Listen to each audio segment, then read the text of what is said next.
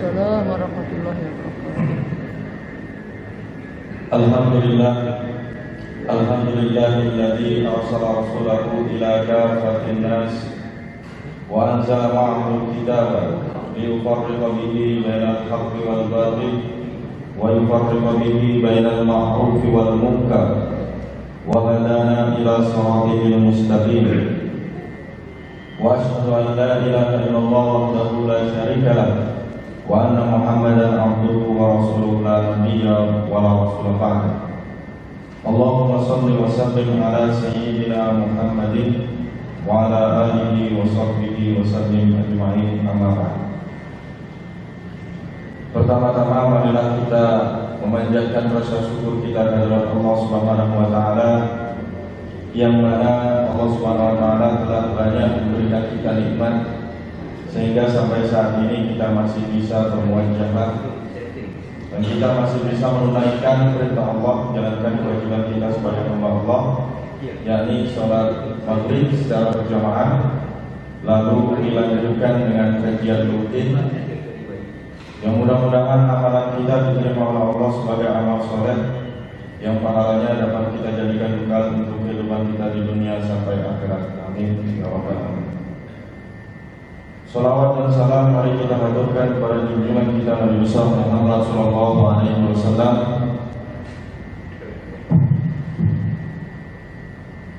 kepada keluarganya, para sahabatnya serta para pengikutnya sampai akhir zaman. Hadirin jamaah salat maghrib rahimakumullah. Tema kajian pada malam hari ini yakni Kitmanul Ilm Asy-Syar'i. Kitmanul Ilm Asy-Syar'i, menutup ilmu syariat atau menyembunyikan ilmu. Kita akan mengkaji surat Al-Baqarah, yakni tepatnya Quran surat Al-Baqarah ayat 159 sampai dengan 160. A'udzu billahi minasyaitonir rajim. Innal ladzina yaktumuna ma anzalna minal bayyinati wal huda min ba'di ma bayyanahu lin-nasi fil kitab ulaika yal'anuhumullah wa yal'anuhumul la'inun illa alladzina tabu wa aslahu wa bayyanu fa ulaika atubu 'alaihim wa ana at-tawwabur rahim. Shadaqallahul azim. Sesungguhnya orang-orang yang menyembunyikan dari apa-apa yang telah diturunkan oleh Allah, ma anzalna, telah kami turunkan, minal bayyinati wal huda, yaitu berupa keterangan-keterangan yang jelas dan petunjuk, min ba'di ma bayyanahu lin-nasi fil kitab, setelah kami terangkan, jelaskan kepada manusia di dalam kitab kita. Ulaika yal'anuhumullah wa yal'anuhumul la'inun. Mereka itu orang-orang yang menyembunyikan tadi, termasuk orang-orang yang akan mendapatkan laknat dari Allah Subhanahu wa taala dan mendapatkan laknat-laknat para pelaknat. Nah, nanti di sini al-la'inun di situ maknanya apa? Kita akan terangkan. Intinya orang yang berhak dilaknat, orang yang menyembunyikan ilmu. Illal ladzina tabu wa aslahu wa bayyanu, kecuali mereka yang mau bertobat dan berbuat islah, memperbaiki kesalahannya, wa bayyanu, dan menjelaskan. Jadi tobatnya orang yang menyembunyikan ilmu itu tidak hanya mohon ampun kepada Allah, tapi memperbaiki perbuatan dan menjelaskan, tidak lagi menyembunyikan ilmu. Wa ulaika atubu 'alaihim wa ana tawwabur rahim. Maka mereka itu yang aku terima taubatnya, kata Allah, wa ana tawwabur rahim, dan aku ini adalah zat yang maha menerima taubat dan maha penyayang. Ma'asyiral muslimin, hadirin jamaah kajian rahimakumullah.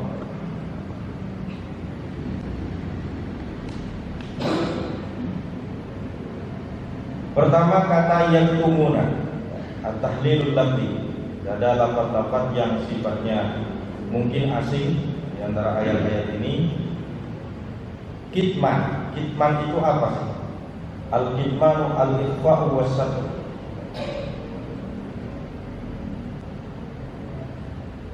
Al-ikhfa'u was-satr, menyembunyikan atau merahasiakan atau menutupi, itu maknanya secara harfiah.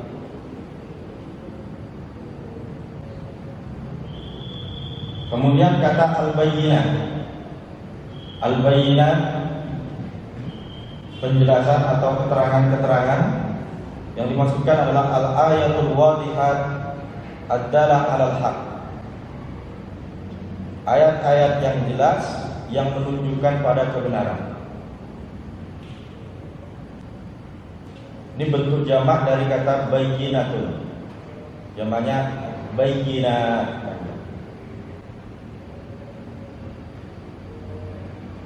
Kemudian al-huda, petunjuk. Al-huda kullu ma yadullu 'alal khair, segala sesuatu yang menunjukkan pada kebaikan. Wa yahdi ila rasyad, dan menunjukkan pada jalan lurus.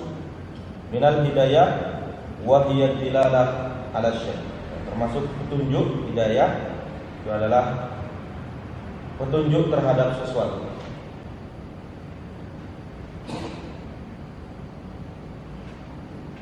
Qala Abu Sa'ud, al-muradu bil huda al-ayatil hidayah ila wujubil iman bir Rasulillah sallallahu alaihi wasallam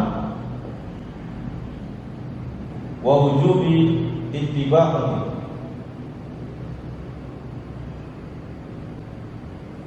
Katanya Abu Sa'ud, maksud huda di ayat ini adalah wajibnya iman tentang kebenaran Rasulullah sallallahu alaihi wasallam. Kemudian kata yal'anukumullah,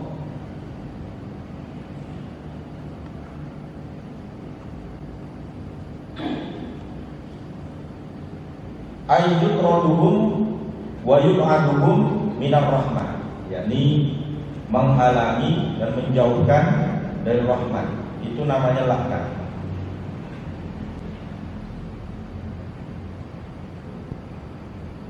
Kemudian al-la'inun, siapa yang dimaksud al-la'inun, para pelaknat dalam ayat ini? Qala Ibnu Abbas, al-la'inun kullu syai'in ala wajhil ardi illa thaqalain, segala sesuatu yang ada di muka bumi kecuali al-thaqalain, golongan jin dan manusia.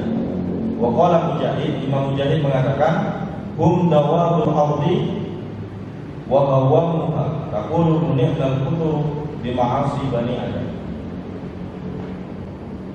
ya hewan-hewan, babatuan, semua yang ada di daratan bumi itu melaknat.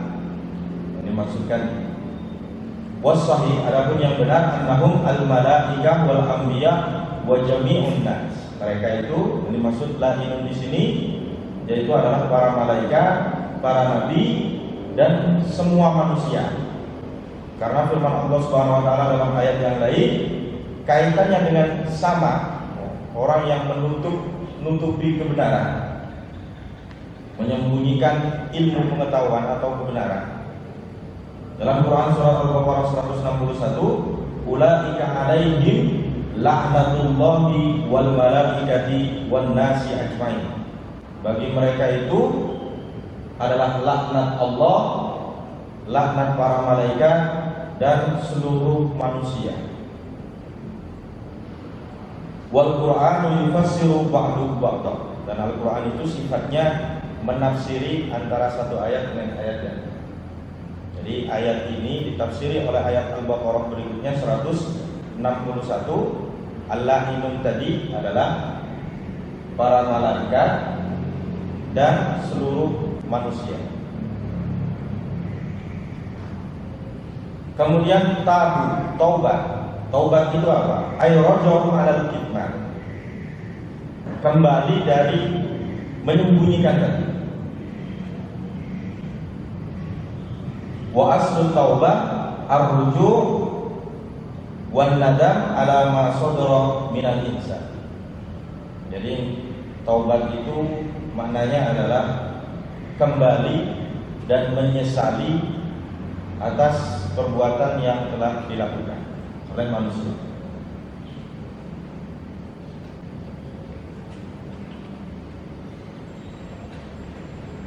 Kemudian ada kata wa aslahu. Aslahu ay aslahu ma afsadu, yaitu maksudnya adalah memperbaiki dari apa yang telah dirusak.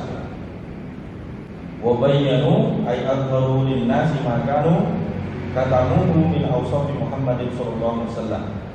Maksudnya adalah menjelaskan itu adalah menunjukkan kepada manusia dari apa-apa yang telah disembunyikan tadi, yaitu dari sifat-sifat Nabi Muhammad sallallahu alaihi wasallam. Ma'asyiral muslimin, jamaah kajian Rabu malam rahimakumullah. Sebab ayat ini, jadi sebab ayat ini diriwayatkan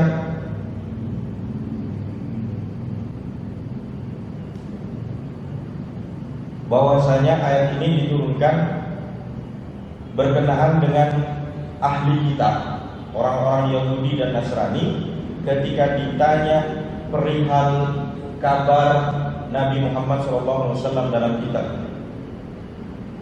Di sini diterangkan, nazalat hadhil ayatil karimati min ahli kitab hina su'ilu amma jaa fi kutubihim min amri Nabi SAW fakatamu. Jadi mereka ditanya tentang kenabian Nabi terakhir, yakni Nabi Muhammad SAW yang ada dalam kitabnya, tapi mereka malah menyembunyikannya. Walam yakhbaru anhu hasadan wa baghdhan, tidak mau mengabarkannya karena dengki dan penuh amarah. Rawas Suyuti fi Daril Mansur, dalam kitab Ad-Daril Mansur, Imam Suyuti mengatakan Ani bin Abbas radhiyallahu anhu, dari Abdullah bin Abbas radhiyallahu anhu, anna Mu'adz bin Jabal wa ba'd sahabati sa'alu nafaran minal ahbaril Yahudi. Sesungguhnya Sayyidina Mu'adz bin Jabal dan juga sebagian dari para sahabat pernah bertanya kepada salah seorang di antara rohibnya orang Yahudi, an ba'dima fit Taurati fakatamuhum iya, tentang sebagian yang ada dalam kitab Taurat tapi ia menyembunyikan. Wa abau ayyah baruna, mereka menolak untuk mengabarkan kebenarannya. Fa anzalallahu fihim innal ladzina yaktumuna ma anzalna minal bayyinati wal huda al-ayat. Maka dari itu turunlah ayat ini, Quran surah Al-Baqarah 159.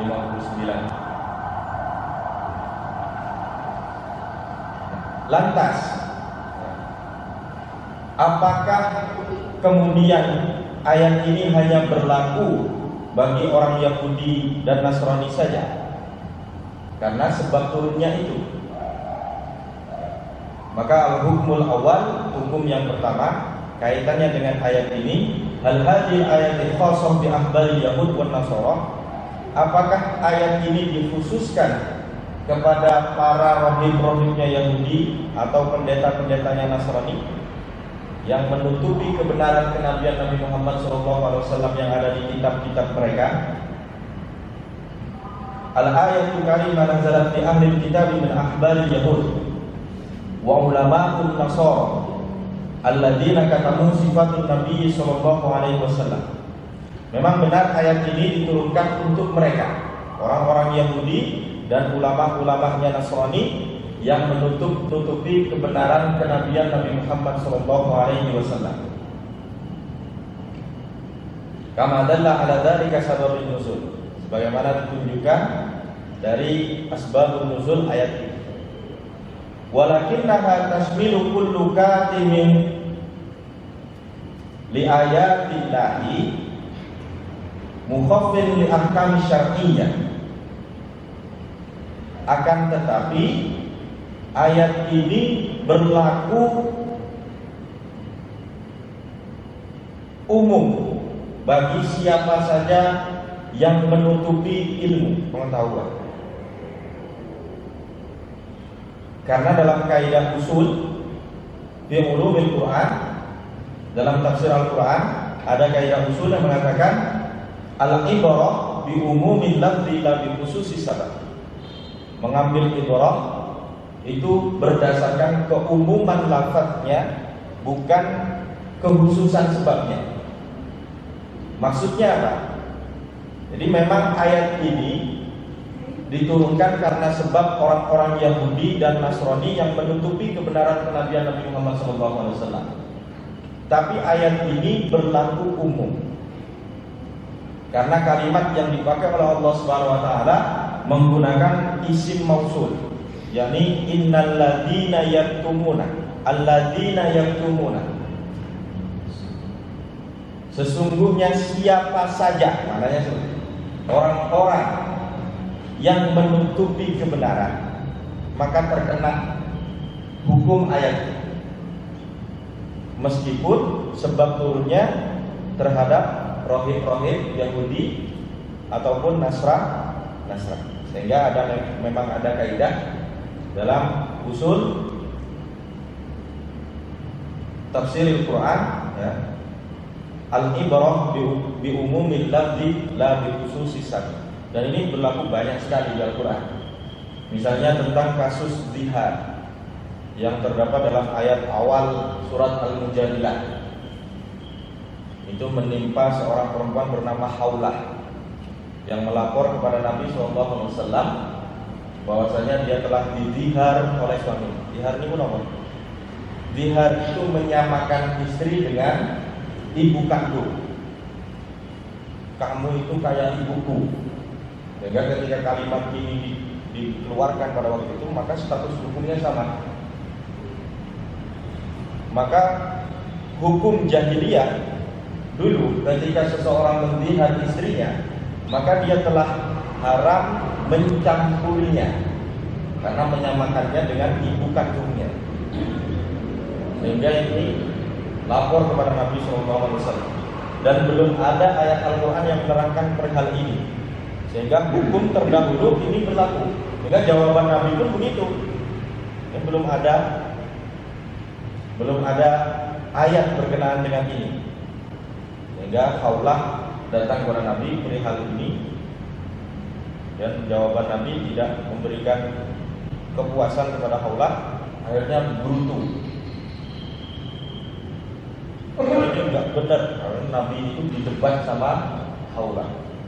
Kemudian seusai gegerin Nabi, wangsul sholat nyuwun pengeran, minta kepada Allah Subhanahu Wa Taala supaya dihukumi dengan hukum pasti yang benar. Akhirnya Allah menurunkan Quran surat Mujadilah, menceritakan seorang perempuan yang habis mendebat Nabi dan Allah mendengar Haulah, sehingga kepastian hukumnya jelas. Jadi setelah itu kemudian hukum zihar, maka bagi siapa yang telah menzihar istrinya, maka memang harus pisah ranjang.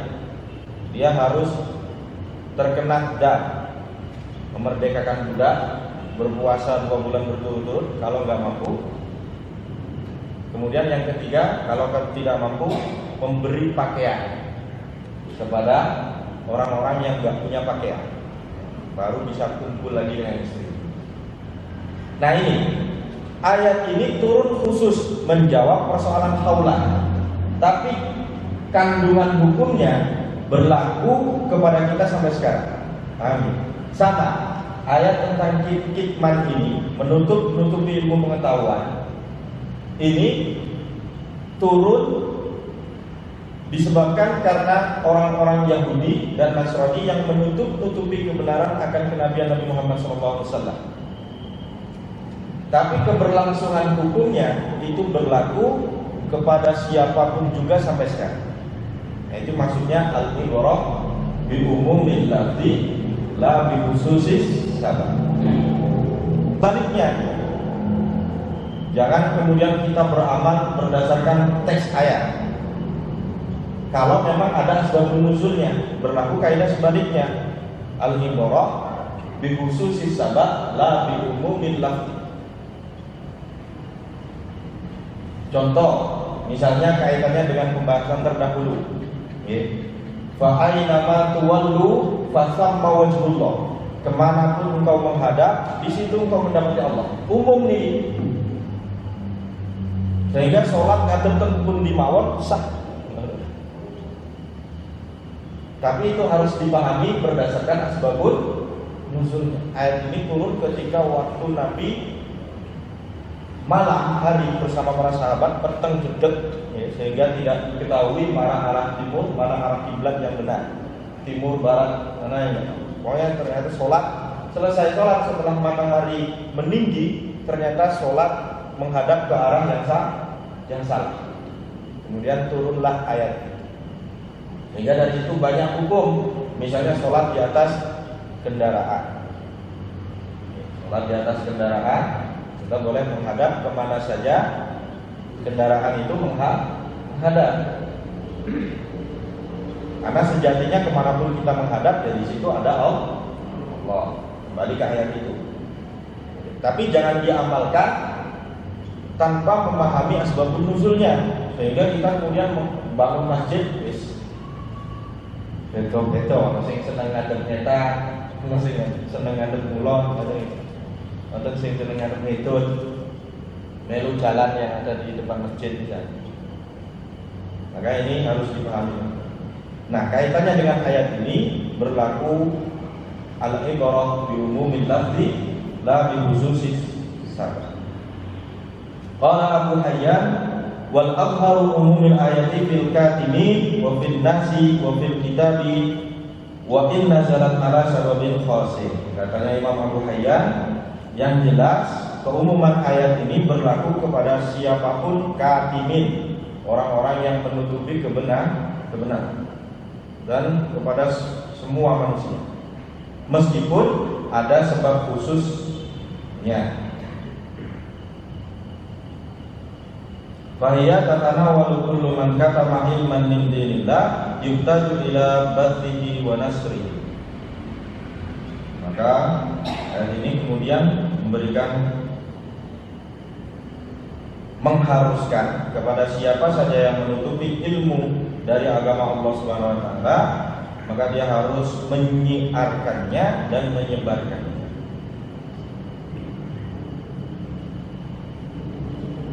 Wadzalika mufassirun fi qaulihi sallallahu alaihi wasallam. Dan inilah menurut pendapat para mufassir, dan ini juga sebagaimana sabda Nabi sallallahu alaihi wasallam, man su'ila an ilmin fakatamahu aljamu yaumal qiyamati bilijamin min nari. Kata Nabi sallallahu alaihi wasallam dalam hadis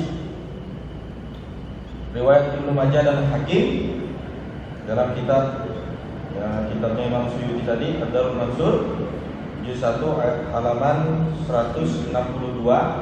Di sana diriwayatkan hadis dari Nabi SAW, riwayat Ibnu Majah dan Hakim, barang siapa ditanya tentang suatu ilmu tapi dia menyembunyikannya, al-jama yaumal qiyamati bil jamin min nar, dia akan disayat atau dijahit pada hari kiamat dengan jahitan dari api neraka. Wa qad fahama as-sahaba min hadhil ayatil umum. Dan para sahabat memahami juga kaitannya dengan ayat ini, dipahami ayat yang umum, berlaku kepada siapa saja. Wa hum al-arab al-fasah. Mereka itu orang-orang Arab yang fasih, dipaham ayat Quran. Al-marju' ilaihim fi fahmil Quran, yang membuat mereka itu faham terhadap ayat Al-Quran. Kama ruwiya an Abi Hurairah, sebagaimana diriwayatkan dari Abi Hurairah, laula ayatan fi kitabillahi ma haddatsatkum bi hadisin thumma tala qaulihi ta'ala innal ladzina yaktumuna ma anzalna minal bayyinati wal huda. Al-ayat.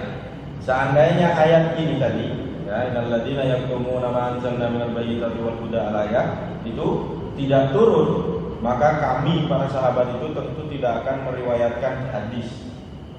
Kenapa? Karena memang sebelumnya dilarang oleh Nabi Shallallahu Alaihi Wasallam. Pas Nabi masih hidup itu Nabi melarang seorang menulis hadis. Kenapa? Khawatir tercampur dengan ayat Al-Quran. Tapi setelah periode berikutnya, periode Umar, itu penulisan ayat Quran, Al-Quran disempurnakan oleh Utsman, sehingga Rosem atau Al-Quran, mushaf Quran yang sekarang kita pegang itu disebut Rosem Al-Utsmani karena ditulis pada masa Utsman pada waktu itu. Kemudian pada masa Umar bin Abdul Aziz, penulisan hadis itu banyak ditulis. Kenapa? Karena Al-Quran sudah ada mushafnya, tidak mungkin tercampur lagi. Nah, sebelumnya orang-orang hanya menghafal. Nah, dan berdasarkan ayat ini, siapa saja yang menyembunyikan ilmu, maka dia mendapatkan laknat Allah, laknat para malaikat, dan laknat semua manusia. Sehingga para sahabat akhirnya meriwayatkan hadis, menyampaikan ilmu dari Rasulullah Shallallahu Alaihi Wasallam. Kemudian hukum yang kedua. Nah, ini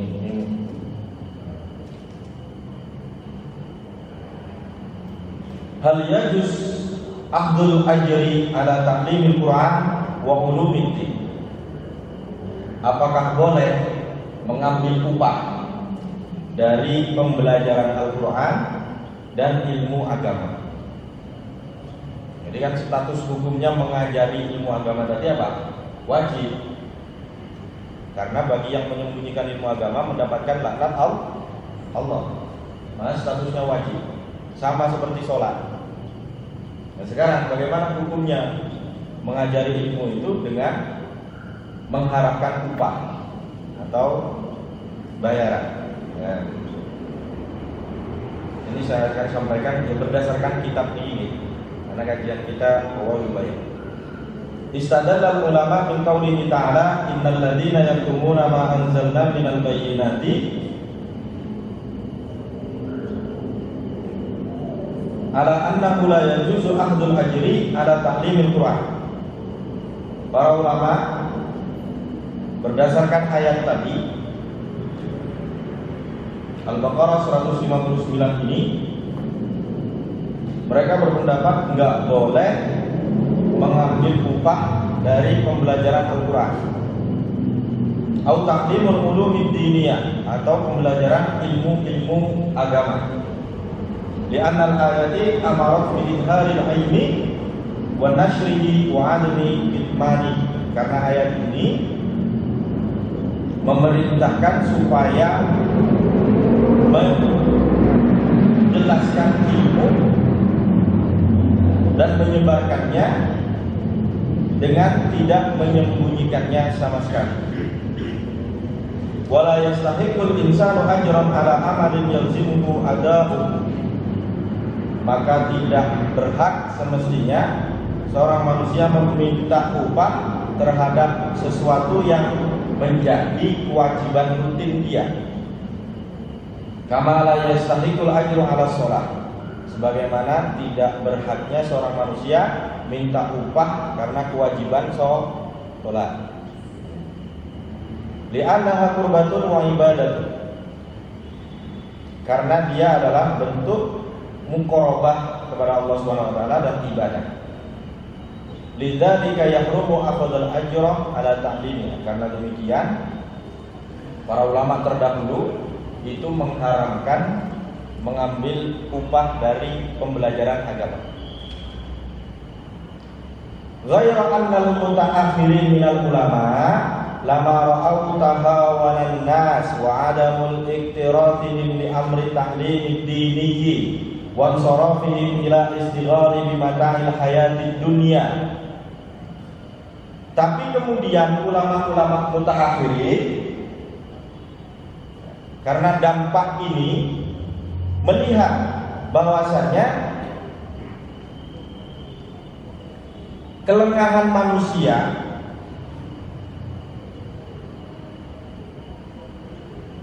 Dan kemudian banyak di antara mereka itu meninggalkan mempelajari khusus tentang ilmu agama.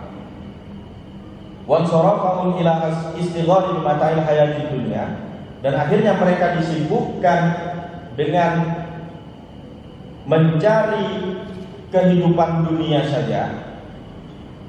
Wa ra'aw anna dzalika yasrifun nasa an ayyahnu bi tahlimi kitabillah,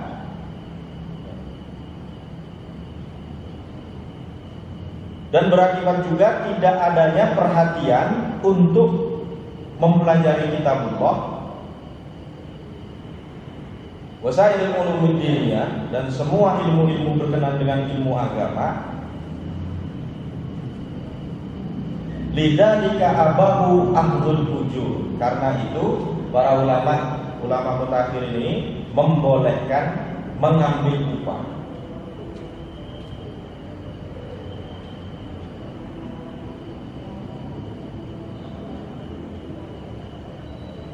Dan ini benar, bahkan di zaman saya masih kecil saja, artinya masih baru-baru ini, dari zaman dengan singa, itu di masyarakat saya itu sudah ada pemahaman ngambil jurusan apa, jurusan agama. Oh kan jadi apa, jurusan agama. Kena agayore, ya seperti itu. Sehingga banyak orang di masyarakat kita itu enggan mempelajari ilmu agama. Kenapa? Karena tidak prestisius, karena tidak menghasilkan. Hal ini karena kan fatwa ulama-ulama terdahulunya mengharamkan mengambil upah dari pembelajaran agama. Guru agama itu ikhlas. Ikhlas itu diwujudkan dengan apa? Tidak meminta upah. Nah ini akhirnya dampaknya banyak yang menjauhi ilmu agama, sehingga para ulama mutakhirin itu membolehkan. Dan yang menarik pendapatnya Ali As-Sufri kaitannya dengan hal ini, katanya beliau, aqulu hadhihi an-nadrah al-fiqhiyah ad-daqiqah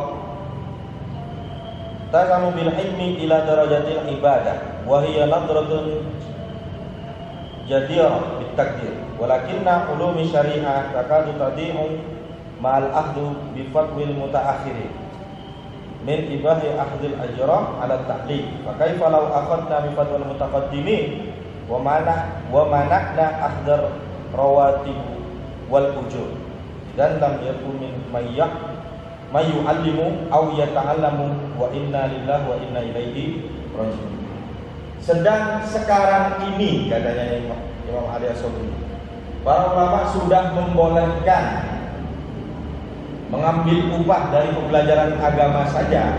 Masih banyak orang yang enggan belajar agama.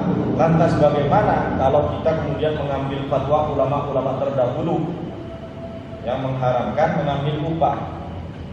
Nah, yang terjadi apa? Innalillahi wa inna ilaihi raji'un. Tidak ada orang yang mau belajar agama.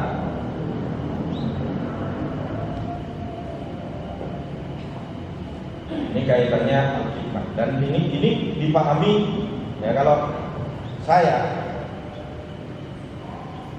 kita berprofesi sebagai guru, tenaga pengajar, misalnya guru agama Islam, ya itu bukan dalam artian kita mengambil upah dari pembelajaran kita. Itu memang hak kita sebagai profesi ya, dan sementara kita dalam penyampaiannya itu tetap ikhlas dan tidak ada yang ditutup itu hal tentang ajaran ilmu agama Islam.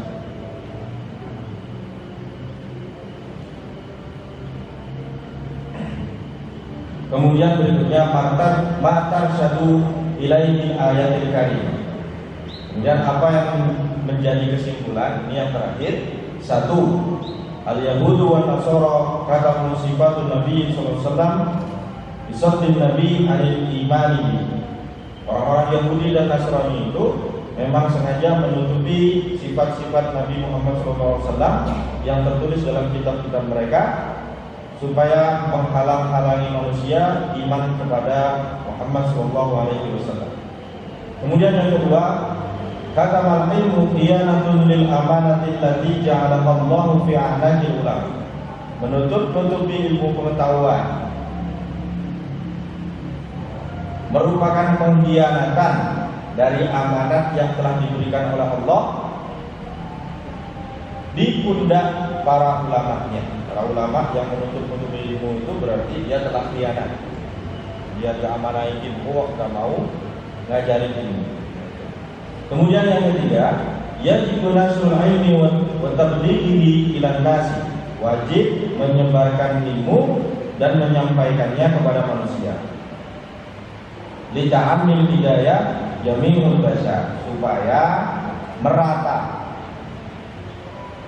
petunjuk itu kepada seluruh umat manusia.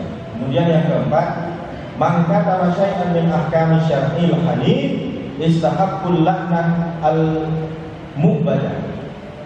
Barang siapa menutup-nutupi segala sesuatu berkenaan dengan hukum-hukum ilmu syariat, maka mereka berhak mendapatkan laknat dari para pelaknat tadi yang disebutkan.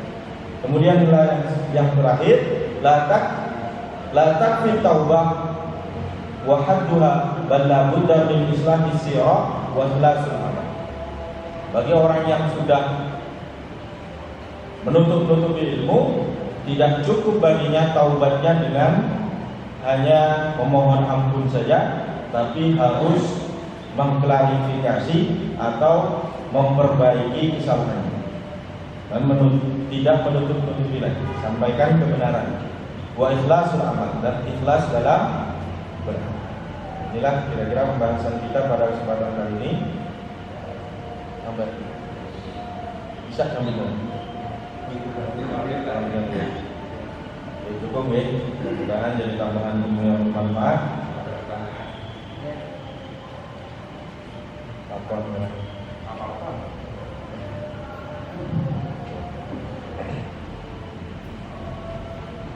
Oke, menaruh sakit jawab.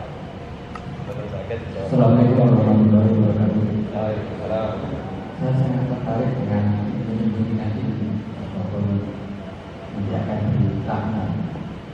Kalau guru ini memang sudah mereka mempunyai metode untuk menyampaikan materi. Bagaimana dengan orang-orang yang di luar guru profesi itu kan banyak juga mereka yang punya ilmu, tapi mereka mau menyampaikan itu memang tidak bisa, sehingga jadi mungkin baca di rumahnya atau mendapat seperti ini. Kalau mereka menyampaikan di luar, itu kan belum tentu mereka itu mampu juga kan. Bahkan ada sekarang itu pernyataan yang cukup tidak enak, karena di soal itu sampai nah ini kan banyak di soal itu kayak ini mohon penjelasan, karena kalau orang-orang yang seperti Ustaz ini kan memang profesinya menyampaikan, tapi bagaimana dengan orang-orang yang mempunyai ilmu tapi mereka tidak mampu juga untuk menyampaikan apa ini nanti kebilang nanti kan bisa juga mereka. Terima kasih.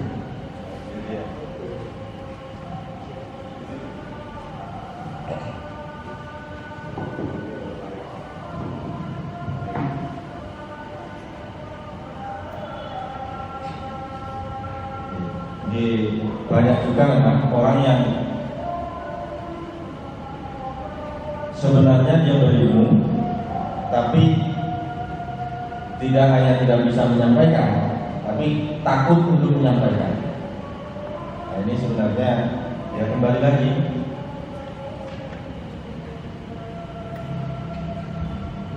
kalau yang dia punya atau ilmu yang dia miliki itu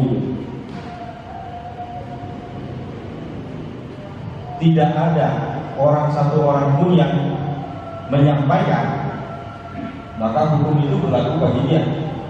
Di daerah itu yang alim hanya dia misalnya, yang alim namun tiang itu, tapi tiang itu boten belum ngajarakan, karena boten pede entah alasan apapun, maka berlaku hukum ini. Siapapun yang menutupi ini, artinya apa? Dia melihat masyarakatnya dalam kesesatan, tapi dibiarkan. Ini sama saja menutupi ilmu. Tapi kalau sudah ada memang yang sudah terwakilkan Seperti tempatnya dia ustadznya kakak, ustadznya kakak. Dan kemudian kebetulan yang terjadwal yang ustadz hanya 4 misalnya. Sedangkan ada ustadz 6. Ya sudah, kewajibannya untuk menyampaikan sebagai pendai itu sudah gugur. Tapi dia tetap wajib apabila misalnya ada yang bertanya. Ada yang bertanya kepadanya, seperti kasus yang tadi disampaikan oleh Nabi sallallahu alaihi wasallam, siapa yang ditanyai ilmu tapi tidak mau menjawabnya, menutupi, menyembunyikan ilmunya, maka dia akan dicait di hari kiamat itu dengan api neraka. Jadi ini kaitannya dengan kewajiban menjadi dai atau mendakwahkan Islam. Nah itu hukumnya itu fardu kifayah. Kalau sudah ada yang menyampaikan, sudah berarti gugur kewajiban yang lain. Tapi ketika ada orang secara personal tanya kepada dia, maka dia wajib menyampaikan. Jadi misalnya jenengan ahli, misalnya sudah ahli untuk jenengan amalkan kiambak dan jenengan untuk keluarga. Ini barangkali jauh. Jadi tidak harus semua, kemudian jadi dari semua. Ya bukan apa-apa terus dari semua.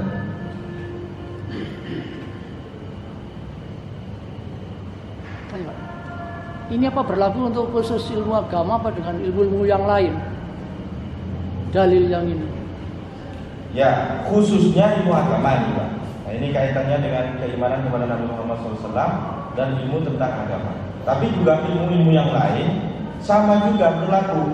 Ketika ilmu Anda itu bermanfaat kepada masyarakat dan masyarakat membutuhkan ilmu itu, meskipun bukan ilmu agama, tapi Anda enggan, jenengan enggan mau spek dewe misalnya ilmu ini tidak diajarkan ke masyarakat, padahal masyarakat butuh, ini sama, kena juga.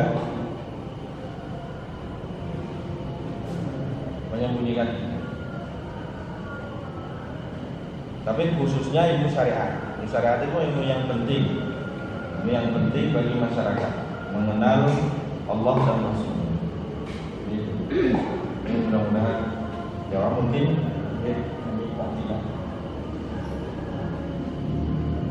masih ada Bapak Ibu? Monggo.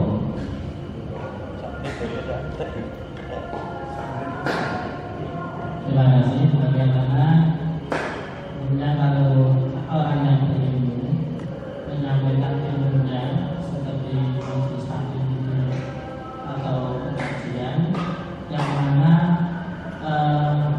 anggotanya itu membaca, diistilahkan dengan hadiah atau sedekah, tapi di dalam hadiah itu sudah ditentukan nominalnya.